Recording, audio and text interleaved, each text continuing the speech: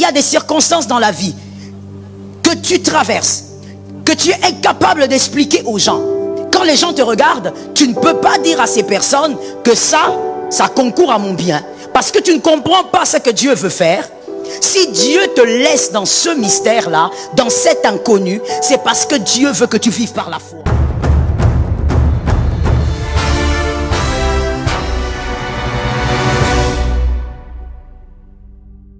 À quoi? Je reprends maintenant la phrase pour que tu me répondes bien. Toute chose concourt à quoi? Tu as très mal répondu. Toute chose concourt à quoi? Tu as très mal répondu. Toute chose concourt à quoi? Merci. Toute chose concourt à ton bien. À ton bien. Tout ce qui peut arriver concourt à ton bien. Évoluons. Seulement, il est difficile des fois que dans certaines circonstances de la vie, que nous soyons capables de dire que ça concourt à mon bien. Face à certaines réalités, nous sommes incapables, des fois même c'est honteux de le dire, que ce que je vis concourt à mon bien. Pourquoi? Parce qu'au fait, dans une circonstance, écoute-moi bien, nous ne maîtrisons pas les alphas et les omégas de la circonstance.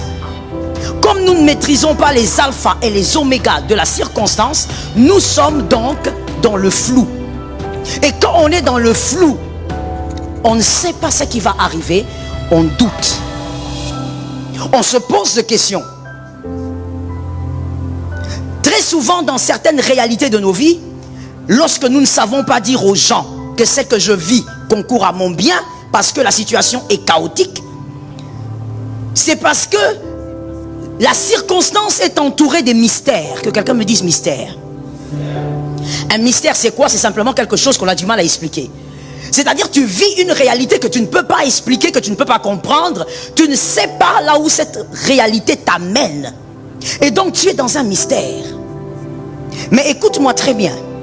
Dieu n'enlèvera jamais, Dieu ne va jamais extraire le mystère de ta vie ou dans les circonstances de ta vie. Je reprends. Dieu ne va jamais extraire les mystères des circonstances de ta vie. Parce que les mystères vous permettent de vivre dans la foi. Celui qui connaît n'espère pas. C'est celui qui ne comprend pas qui peut espérer. Si Dieu enlève le mystère dans les circonstances de ta vie, Dieu enlève donc la foi. Or, Dieu ne peut pas te permettre de vivre sans la foi. Je l'explique autrement. S'il y a des circonstances dans la vie que tu traverses, que tu es incapable d'expliquer aux gens, quand les gens te regardent, tu ne peux pas dire à ces personnes que ça concourt à mon bien. Parce que tu ne comprends pas ce que Dieu veut faire. Si Dieu te laisse dans ce mystère-là, dans cet inconnu, c'est parce que Dieu veut que tu vives par la foi. Lorsque Dieu enlève le mystère dans les circonstances de ta vie, Dieu a enlevé la foi. Lorsque le mystère demeure, ça nous permet de croire. Est-ce que quelqu'un comprend? Hébreux 11:6 dit: il est impossible de plaire à Dieu sans la foi. Donc Dieu doit garder la foi en nous. Mais comment il fait pour garder la foi? Il ne te dit pas tout. Il cache des choses. Il garde le mystère de certaines réalités que tu traverses pour te permettre de croire en celui qui sait tout alors que toi tu ne sais rien. Est-ce que quelqu'un m'entend? C'est une autre définition de la foi que tu peux rajouter à ta longue définition. La foi, c'est de croire en celui qui sait tout lorsqu'on ne sait rien du tout. C'est ça la foi. Voilà pourquoi dans les mystères de ta vie, dans les circonstances de ta vie, Dieu va s'organiser pour que les alphas et les omégas des circonstances te soient inconnus. Tu vis des choses mais tu ne sais pas comment ça va se terminer. Et quand les gens te regardent, tu ne peux même pas dire à ces personnes-là: écoute, tout ceci concourt à mon bien. Parce que lorsqu'on regarde la chose, on constate que la chose est vraiment en train de te rendre malheureux, en train de te rendre malheureuse. Mais quand même, la chose concourt à ton bien. Pourquoi Dieu garde ce mystère? Pourquoi Dieu ne te dit pas tout? Parce que tu dois vivre par la foi. Dis à ton frère: le mystère est gardé à cause de ta foi. Pourquoi Dieu ne nous a jamais dit: la raison véritablement, la raison valable pour laquelle il a laissé Sarah autant d'années sans enfant. Pourquoi Dieu ne nous a pas dit? Il pouvait être le père de la foi même si il avait attendu 7 ans ou 8 ans. Pourquoi Dieu a attendu autant d'années? Dieu n'a jamais rien dit. Le mystère cultive la foi. Dieu cache le mystère. Des fois tu vis des choses, quand les hommes entendent, tu te poses la question, est-ce que je pourrais dire à ces hommes que ce que je vis concourt à mon bien? Dieu s'organise pour que tu ne saches pas tout, parce que tu dois grandir dans la confiance. Est-ce que quelqu'un m'entend? Si je sais où je vais, je n'ai pas besoin de toi. Qui a capté ça? Aide-moi à dire ça à ton frère. Pour avoir besoin de toi, je dois ne pas savoir là où je vais. Si je te dis accompagne-moi à Lemba et que je sais où se trouve Lemba, tu es simplement vraiment un accompagnateur et rien de plus. Parce que je sais où je vais. Mais si je te dis aide-moi à arriver à Lemba, c'est-à-dire que je suis dans l'incapacité d'arriver à Lemba toute seule. Pourquoi? Parce que j'ai besoin de toi. Alors quand j'ai besoin de toi, je m'appuie sur toi. Voilà pourquoi il t'arrive des fois de vivre certaines choses. Tu pries, tu pries, tu pries. Mais Dieu ne te dit pas pourquoi il t'a fait attendre longtemps. Parce que Dieu veut que tu vives par la foi. Ce n'est pas comme ça. Ça s'apprend. Apprendre à avancer avec Dieu alors qu'on ne comprend pas. Mais on dit, Seigneur, je crois que tout concourt à mon bien. Je ne sais pas ce que tu fais, Seigneur, en faisant ça. Je ne sais pas ce que tu gagnes lorsque mon enfant tombe malade comme ça continuellement. Mais je crois une chose, tout concourt à mon bien. Je veux le dire autrement avant d'évoluer. Dans les circonstances de ta vie, plus tu en sais moins, en tout cas pour un élu, plus tu en sais moins, plus ta foi s'amplifie. Quelques minutes de réflexion. Dans les circonstances de ta vie, plus tu en sais moins, plus ta foi s'amplifie. Lorsque Dieu te cache tes choses, c'est pour que ta foi s'amplifie. Ce n'est pas pour que tu perdes ta foi. Tu n'es pas païen. Tu es un enfant de Dieu. Tu avances avec celui qui sait tout et tu avances. C'est ça la confiance. Tu avances avec celui qui maîtrise tout quand toi tu ne maîtrises rien du tout. Qu'est-ce qu'on fait lorsqu'on est dans des circonstances qu'on ne peut pas expliquer? On ne sait pas dire aux gens que toutes ces choses concourent à mon bien, parce que ce sont des situations très bizarres. Et comme je le disais, des fois, ce sont même des situations honteuses. Ça commence à t'humilier. Ça commence à te diminuer même dans le quartier. Tu ne sais pas comment dire aux gens que ce que je vis là, ça concourt à mon bien. Lorsqu'on vit des choses comme ça, qu'est-ce qui crée la différence au fait? Qu'est-ce qui fait que Monsieur X soit dans la paix et Monsieur Y soit tourmenté? Qu'est-ce qui crée la différence? Écoute et répète à ton frère, la perception de la vie. Répète-moi encore la perception de la vie. Alors, d'où vient maintenant la perception de la vie du chrétien? Écoute-moi bien et tu vas écrire après. La perception du chrétien émane de l'amour qui l'a marqué. La perception du chrétien émane de l'amour qui l'a marqué. Je parle de l'amour de Dieu. L'amour de Dieu l'a marqué. Et l'amour qu'il a marqué a créé en lui une discipline. Est-ce que quelqu'un m'entend? L'amour de Dieu qu'il a marqué a créé en lui une discipline. Et cette discipline n'est pas contrôlée par des lois. Cette discipline est contrôlée par l'amour. Toujours l'amour de Dieu.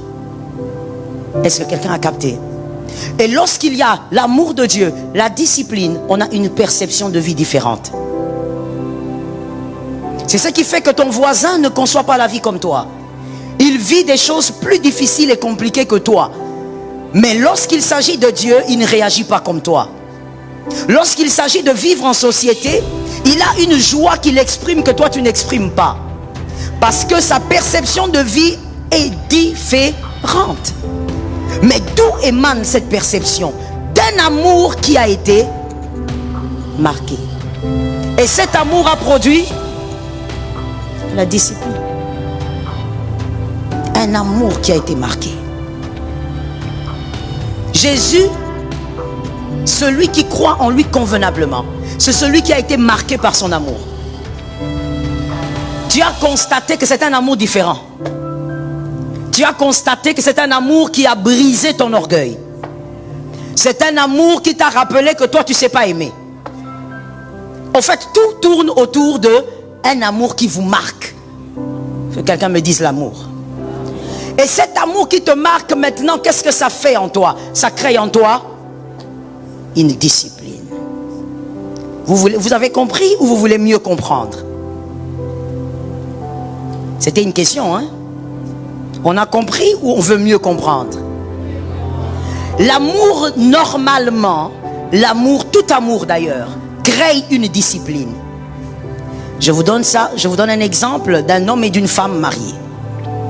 Lorsqu'il y a un couple légalement marié, leur amour crée automatiquement une discipline. Par exemple, cette femme ne peut pas avoir n'importe quel ami sans le contrôle de son mari. C'est une discipline ou pas? Qui provient de quoi? De l'amour. Un homme marié par discipline, quand il est avec sa femme, ne peut pas commencer en route à regarder les popotins des femmes. Peut pas. Pourquoi il peut pas? C'est pas parce que ce ne sont pas des popotins. Non, c'est parce qu'il a du respect pour sa femme. L'amour a créé une discipline.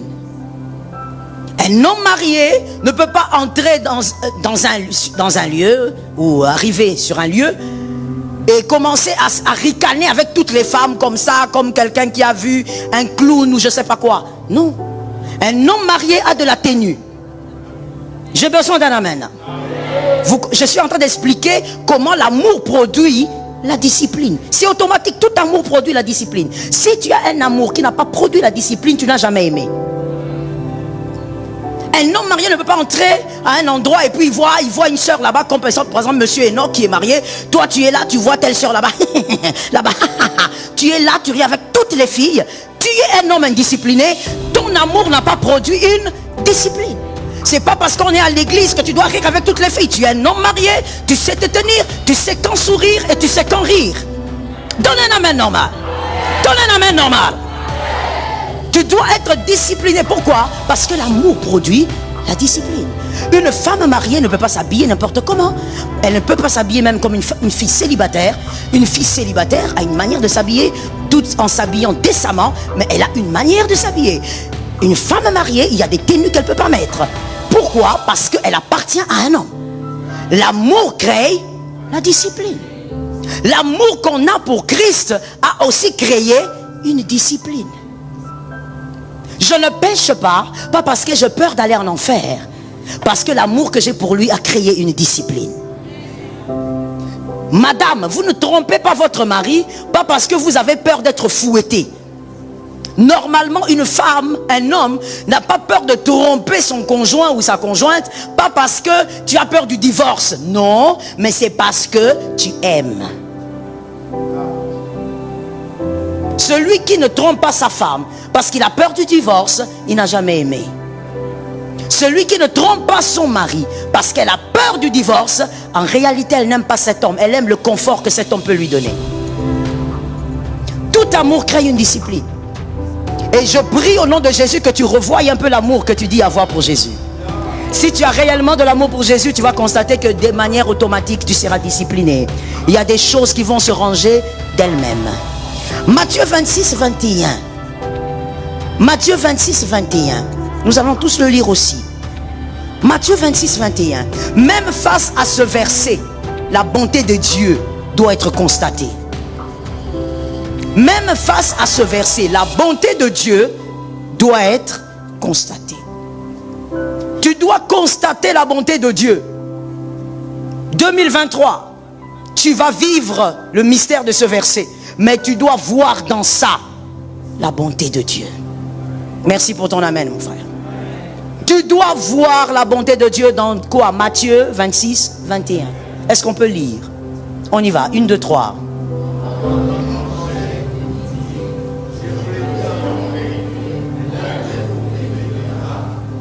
On reprend la parole de papa et tu vas lire ça, pas comme en lisant les écrits de Matthieu. Tu vas lire ça comme en lisant ce qui va t'arriver bientôt. On va lire, on y va. 1, 2, 3.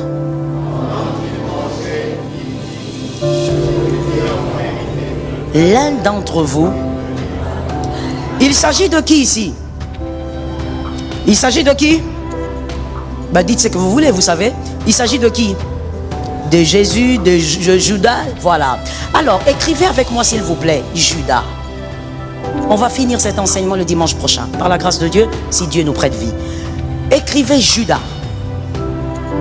Même avec Judas, tout concourt au bien de ceux qui aiment Dieu. Même lorsqu'il y aura Judas là, dans ta vie, tout concourt au bien de ceux qui aiment Dieu. Judas, dans ta vie, même lorsqu'il sera très présent, vois la bonté de Dieu dans Judas. Vois la bonté de Dieu derrière Judas.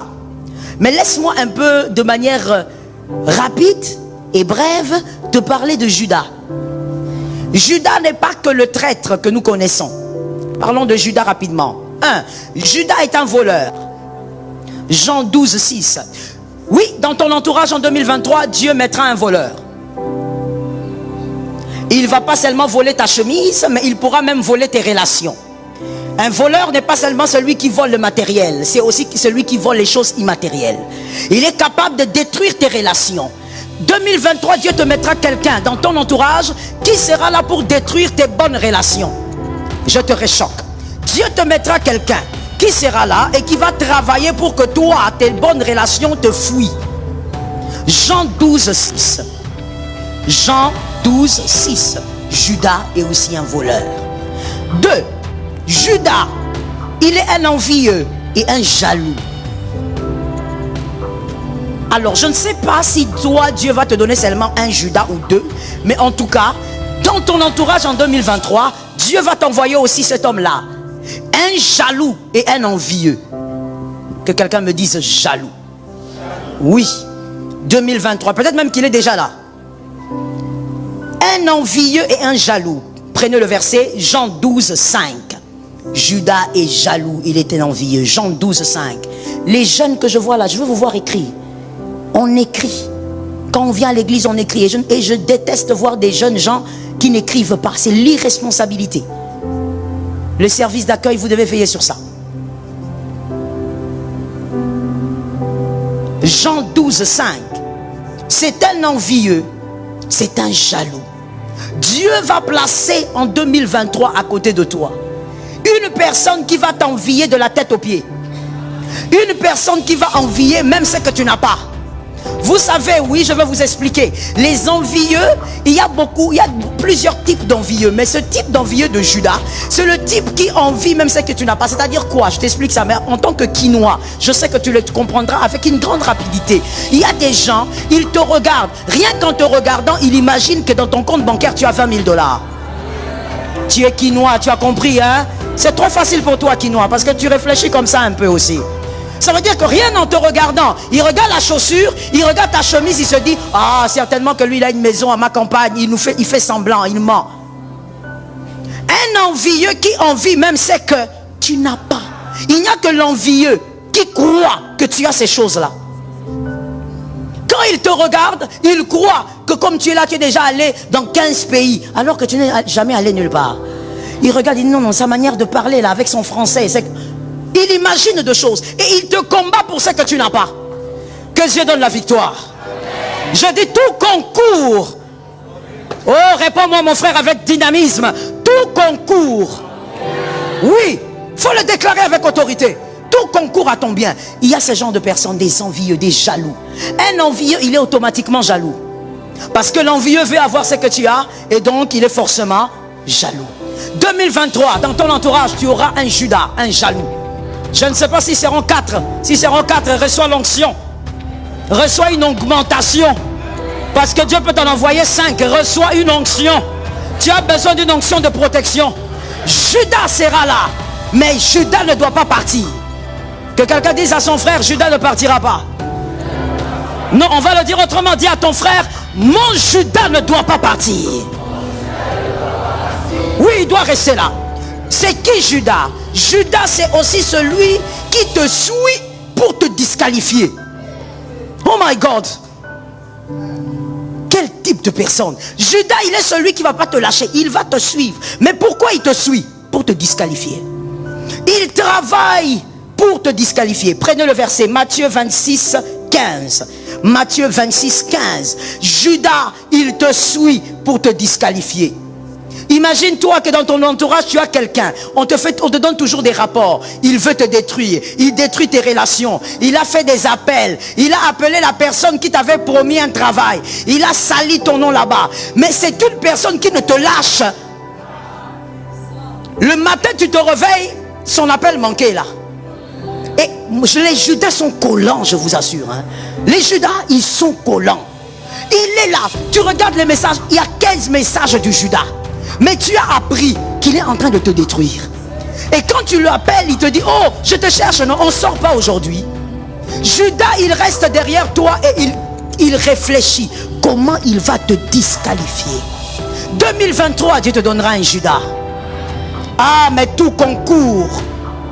Je suis d'accord. Avant d'écrire cette phrase, répète-la moi s'il te plaît 3 fois. Ça va ressusciter quelque chose dans ta vie. Judas est un mal qui bonifie ta mission. Correct. Au nom de Jésus. Judas est un mal qui bonifie ta mission. Judas est un mal qui ne doit pas te quitter. Judas est un mal qui va rendre meilleure ta mission. Alors il reste là. 2023, nous accomplirons des prouesses. Judas doit rester là. 2023, nous allons atteindre les objectifs. Judas doit rester là. 2023, nous saisirons ce qui est à nous. Oh, je croyais que je m'adressais à quelqu'un qui avait compris. 2023, on doit saisir notre part. Alors Judas doit rester là. 2023, nous allons avoir nos enfants. Judas doit rester là. 2023, nous aurons les faveurs du Seigneur. Judas doit rester là. 2023, tu te mets sur la chaise de Joseph. Judas doit rester là. 2023, tu vas rencontrer le président. Judas doit rester là. Ce que tu as acclamé la gloire que tu vas saisir. Judas doit rester là. Regarde ton frère, dis-lui, je m'assieds avec Judas. Mets-toi avec. Judas bouge pas. Judas, il bonifie ta mission. Tout concourt à mon bien. Vous savez, quand vous êtes ignorant, oh mon Dieu, Seigneur, délivre-nous de l'ignorance. Quand vous êtes ignorant, vous vous plaignez, excusez-moi pour le terme, mais vous vous plaignez pour des bêtises. Quand vous êtes ignorant, vous vous plaignez même pour la chaise qui travaille pour votre ascension. Quand vous êtes ignorant, vous vous plaignez même pour les armes que Dieu utilise pour vous élever. L'ignorance peut vous tuer. Judas doit rester là. Il va travailler à ta gloire. Il détruit tes relations, mais pendant qu'il détruit tes relations, listen et regarde. Quand Judas détruit tes relations à gauche, à droite, les hommes partent. Quand tu avances, les hommes qui étaient là ne sont plus là. Mais c'est parce que la route doit s'agrandir. Et toi, tu vas arriver là où tu dois arriver. Il y a quelque chose de bien. Là où tu vas arriver, il y aura un autre type de personne. Il y aura une autre race de personnes. Il y aura un autre type d'intelligence que tu vas rencontrer et qui te sera bénéfique. Que Judas travaille. Dis à ton âme, Judas doit travailler. Ce matin, mon frère, si tu ne saisis pas l'augmentation de l'onction, c'est qu'il y a quelqu'un qui t'a envoûté. J'ai dit, Judas doit travailler au nom de Jésus. Tout concourt à ton bien. Voilà pourquoi des fois, mon frère, dis à un frère à côté de toi, écoutons cette parole, c'est pour nous. Si tu es un fils de la maison, une fille de la maison, il faut éviter d'avoir certains séquelles. C'est-à-dire que tu ne peux pas faire partie des personnes qui viennent dire, tu sais, tel t'a critiqué. Arrête de me parler de ceux qui me critiquent, parce que ceux qui me critiquent sont en train de baliser ma gloire. Ils balisent le chemin. Si tu entends qu'on a critiqué, toi comme un bon fils enseigné, dis seulement, oh, vous critiquez ma soeur là, tu es vraiment le Judas qui doit rester là. Est-ce que quelqu'un m'entend bien? Il ne faut pas être choqué pour ces choses-là. Avec Judas à tes côtés, tu verras la gloire qui t'est réservée. Est-ce que quelqu'un m'entend? Christ veut faire de toi, retiens cette phrase, pour la vie, si c'est possible, enseigne à tes enfants.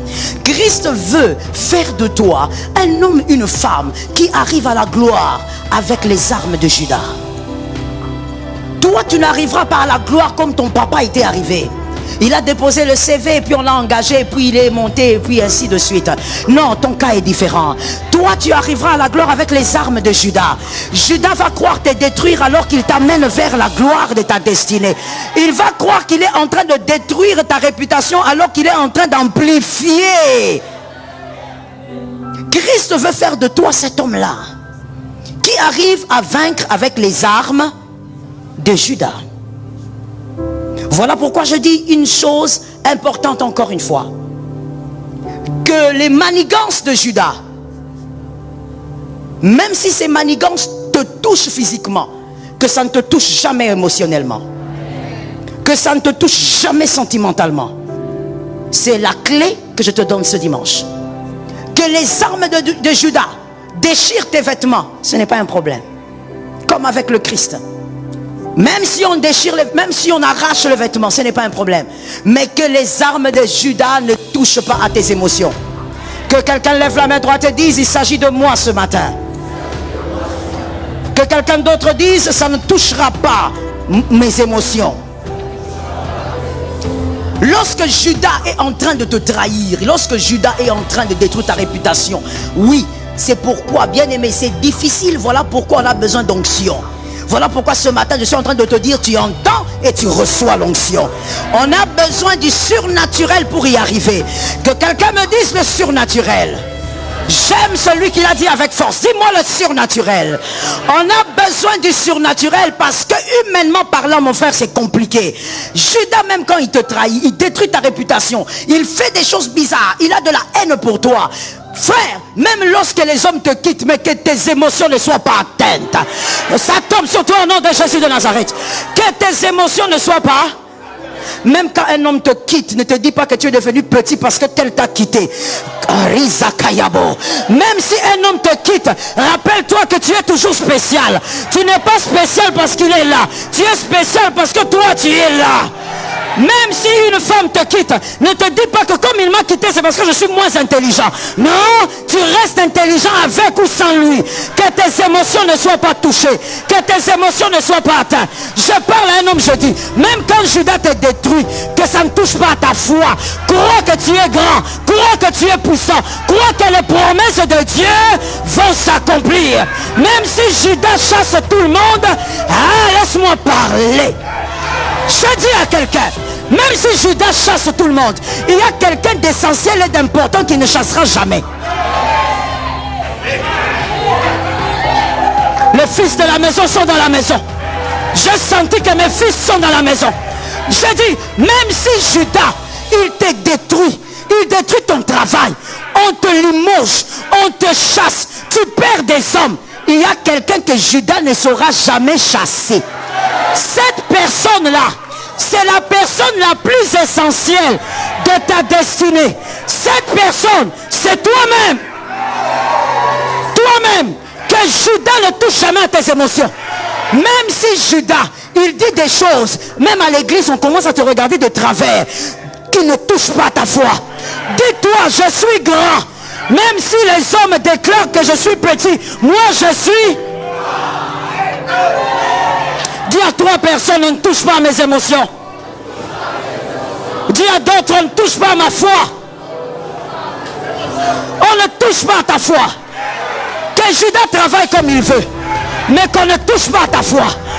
Rappelle-toi que tu es grand. Rappelle-toi que les choses vont s'accomplir. Pas parce que tu es capable de tout, mais parce que tu as un Dieu qui est capable de tout. Tu as un Dieu... Je parle ou je laisse. Je parle ou je laisse. Le Dieu qui t'avait promis en 2021, ce Dieu-là ne t'a pas encore laissé. Ce Dieu-là ne t'a pas encore lâché. S'il ne t'a pas lâché, ne perds pas ta foi. Si Judas travaille, Quand Judas travaillera en 2023, j'ai envie d'entrer dans la tête surtout des jeunes femmes qui sont ici. Parce que ce sont souvent les femmes qui ont des problèmes comme ça. Madame, mademoiselle, tu as été créée comme un être émotionnel, mais tu es enfant de Dieu, sois dans l'équilibre. Qu'une femme me dise l'équilibre. C'est pas parce que tu es une femme qu'il faut que tu sois là comme ça, tout le temps en train de pleurnicher, pleurer et tout ça. Sors de là. Je veux qu'une femme me dise je sors. Même si Judas travaille contre toi, que ça ne touche pas à ta foi. Tu n'es pas petite parce que cet homme-là t'a laissé. Cet homme, il est parti parce qu'il a mal regardé. Il a un... Ah, tu es un voisin. Tu es un voisin. Il y a des gens qui ont un problème de goût.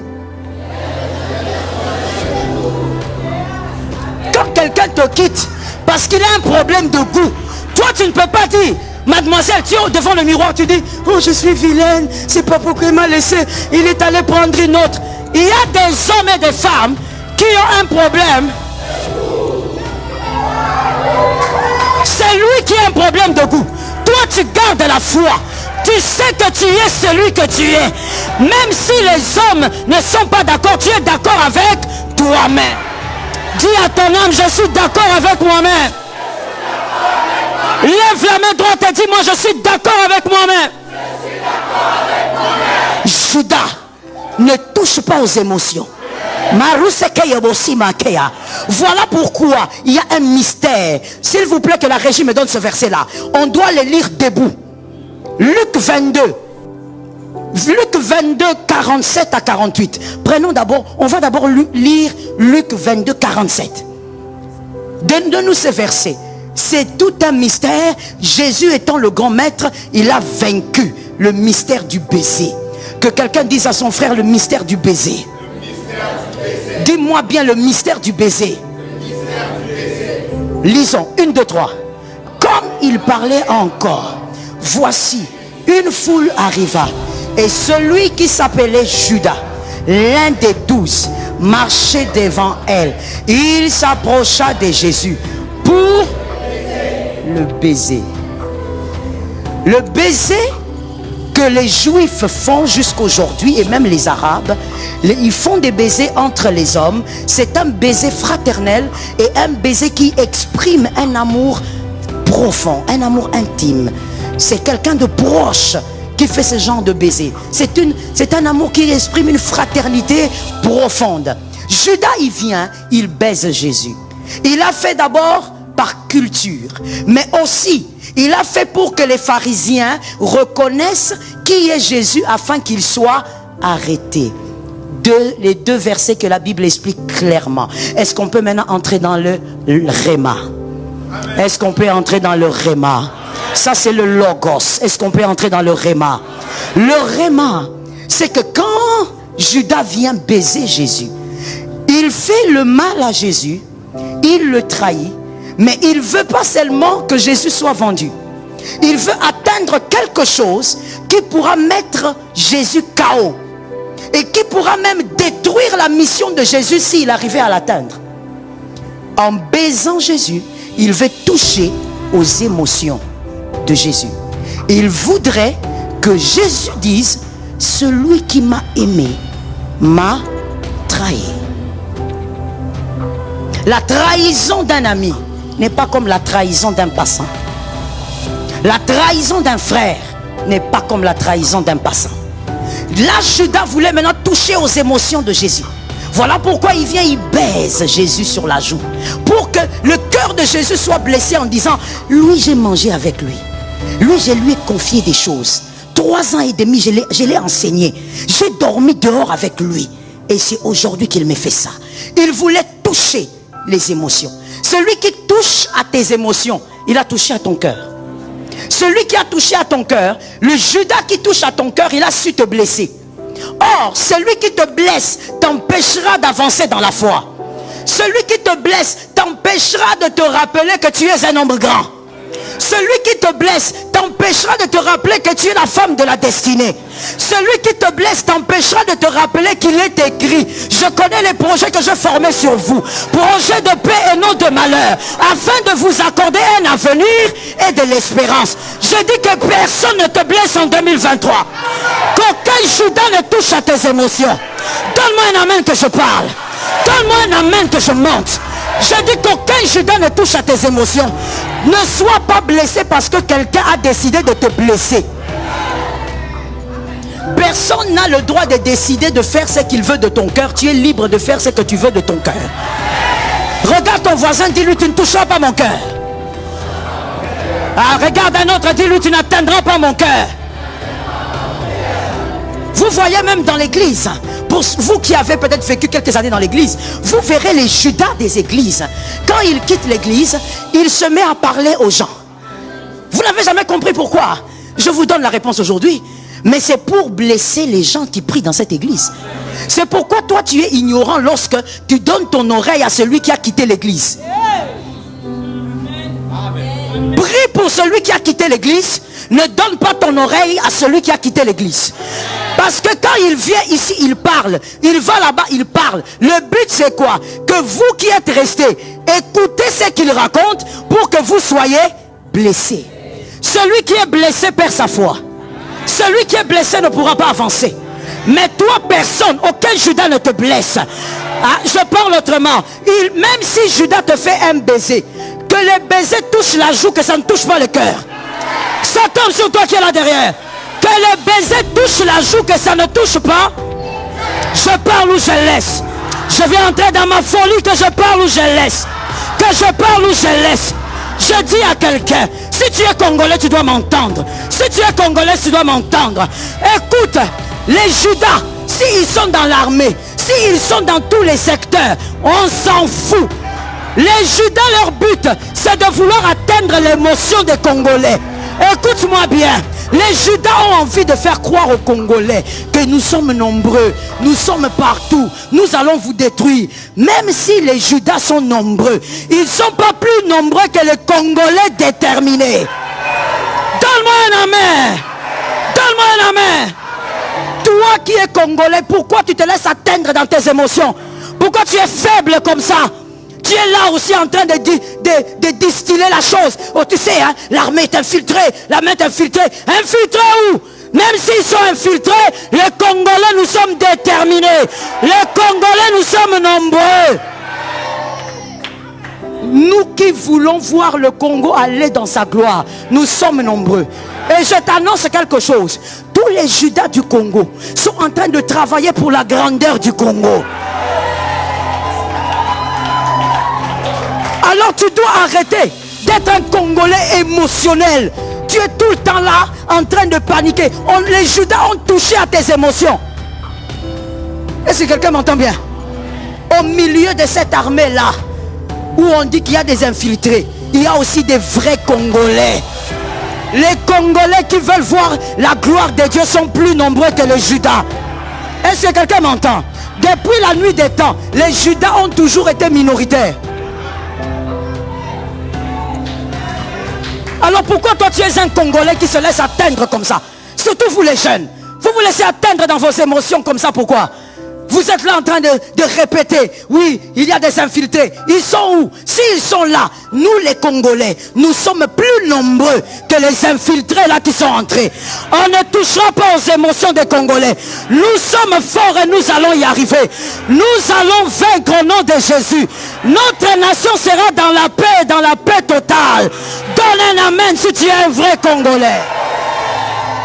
Notre nation sera dans la paix. Est-ce que quelqu'un m'entend bien? Judas, tu travailles pour la gloire de Jésus, ça ne changera pas.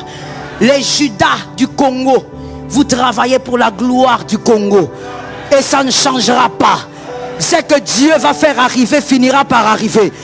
D'ailleurs, je dis quelque chose et je ferme la parenthèse. Les hommes intelligents ont déjà commencé à voir que le Judas est en train de tomber. Quand Judas commence à beaucoup parler, c'est qu'il est déjà en train de tomber. Je prophétise au nom de Jésus la gloire de Dieu sur notre nation, la gloire de Dieu sur cette nation, la puissante main de Dieu sur cette nation.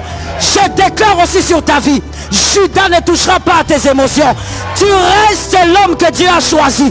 Si les hommes partent, Dieu t'a choisi toi. Dieu n'a pas choisi Aaron, Dieu a choisi Moïse. Je dis, si les hommes te quittent, c'est toi que Dieu a choisi. Garde ta foi. Dis à 3 personnes, je ne perdrai pas ma foi à cause de toi. Ah, regarde-le bien, regarde bien. Tu ne peux pas perdre ta foi. Maroso Thomas. Ne perds pas ta foi à cause de Judas. 2023, Judas restera là. Il travaillera pour ta gloire. Il t'amènera à atteindre ta gloire. Et tu sais, quand Judas va faire toutes ces choses et que tu arriveras à accomplir les volontés de Dieu, c'est là que tu diras, la bonté de Dieu était cachée ici. Mais moi je te prêche aujourd'hui pour que tu saches, avant même cette gloire, regarde ce Judas-là et vois derrière Judas la gloire de Dieu. Ne le chasse pas, qu'il reste là. Oh my God, je sens quelque chose, Saint-Esprit. Je dis, ne le chasse pas, qu'il reste là. L'histoire doit bien s'écrire. L'histoire doit bien s'écrire du début jusqu'à la fin. Ce n'est pas le moment que les Judas s'évadent. Ils doivent rester là. Lorsqu'on parlera de l'histoire du Congo, on doit bien l'écrire. Du début jusqu'à la fin. Je dis, l'histoire de ta vie s'écrira et les hommes diront, c'est à cause de Judas que cet homme est arrivé là-bas. Lève ta main droite et dis-moi que Judas garde ses armes. Parce que ces armes vont me servir. Que quelqu'un qui a plus de foi me dise que Judas reste là où il est. Parce que cette année, je témoignerai grâce à Judas.